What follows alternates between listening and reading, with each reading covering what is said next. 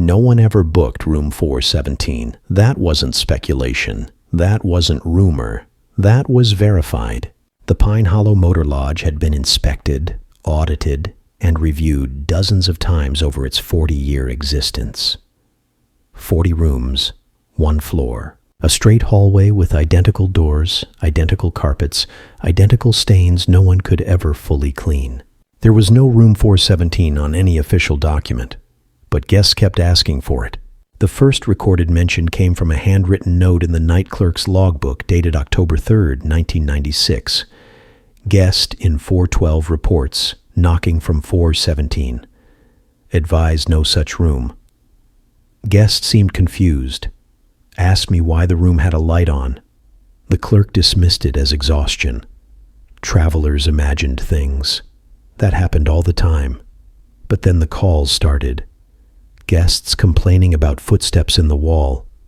Guests hearing a television murmuring through the night. Guests reporting a man standing in the hallway, asking if they needed anything. Always polite, always calm, always smiling, and always near the far end of the hall, past where the last real room should have been. The woman in 414. Her name was Elaine Mercer, 32, traveling alone for work. She checked into room 414 just before midnight. Security footage showed her rubbing her eyes, visibly exhausted, barely listening to the clerk explain checkout times. At 2:11 a.m., she called the front desk. She whispered, not because the connection was bad, but because she didn't want to be heard. She said someone in the room next to her was pacing. Slow footsteps, back and forth, back and forth. Each step measured, intentional. The clerk told her both adjacent rooms were empty. There was a long pause. Then Elaine said something that made the clerk write it down immediately. Then why did he knock and ask if I was enjoying my stay? The clerk offered to send security. Elaine said no. She said she was leaving. Security footage showed her exiting her room at 2:26 a.m. She didn't pack. She didn't check out. She didn't look back. As she reached the end of the hallway, the camera caught something else. A door, one that had never been visible before, closing quietly behind her. The truck driver, 2 weeks later, Marcus Bell, a long-haul driver, checked in for the night. He was seen on camera eating from a vending machine, joking with the clerk, complaining about his back. He requested a wake-up call at 6 a.m. At 1:17 a.m., his keycard opened room 409. At 1:18 a.m., a second keycard, one that had not been issued, opened room 417. At 6:02 a.m., housekeeping found Marcus's room empty. The bed was untouched. The shower was dry. His boots were lined up neatly by the door. His phone was plugged in and charging. His truck was still parked outside. Police initially assumed he stepped out and never returned, until they reviewed the footage. From 1:12 a.m. to 1:19 a.m., the hallway camera showed only static. Not frozen video, moving static, like something was interfering, deliberately. 7 minutes, always 7 minutes. The pattern. Over the next 18 months, 6 more guests vanished.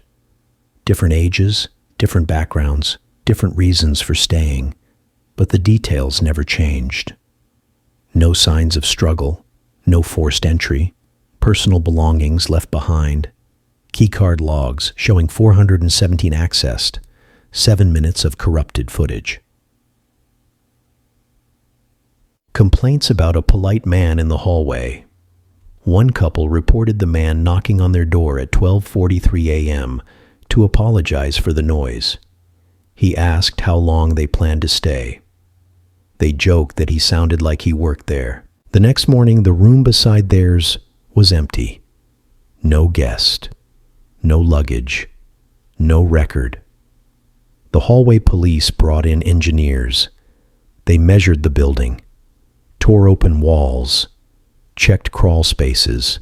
The hallway was 3 feet longer than it should have been. Not enough to fit a room, just enough to feel wrong. The electronic key system was replaced. It still logged room 417. Even when the motel's power was shut off, the system continued recording activity. Engineers disconnected the server. The logs continued. Always at night. Always after midnight. Always 7 minutes. The shutdown. The Pine Hollow Motor Lodge closed quietly. No press conference. No explanation. Just a locked gate and a sign that said, "Closed for renovation." But people still reported seeing the lights on. Truckers swore the vacancy sign glowed at night. Locals avoided the road entirely. Years later, urban explorers broke in. They described the air feeling heavier the farther they walked down the hallway, the sound changing, like being underwater.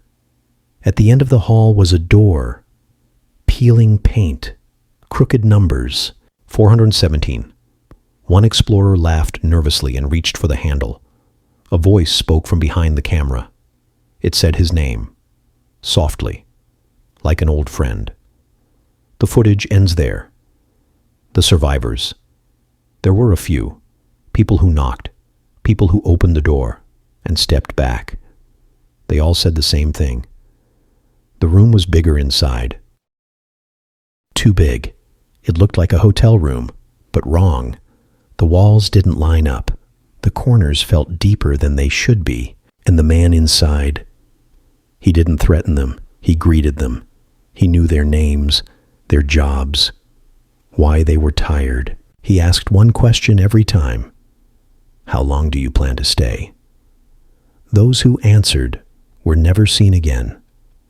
Those who ran still dream about the hallway, because room 417 doesn't disappear. It waits. And every time someone checks into the wrong place at the wrong time, when they're tired enough to listen, a door appears.